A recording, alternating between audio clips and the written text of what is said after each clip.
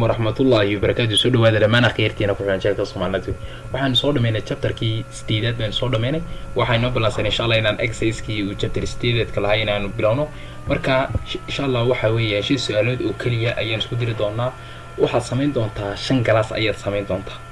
Classka koowaad waxa loo yaqaanaa student teach baa loo yaqaanaa. Marka waxaan ka rabaa class walba in iyo attributes iyo methods class kooda waxa loo yaqaanaa students class kalaan ka rabaa waxa loo yaqaanaa humans class human kaliya class saddexaadan ka rabaa waxa loo yaqaanaa employees shaqaale waxaad wanaad garataa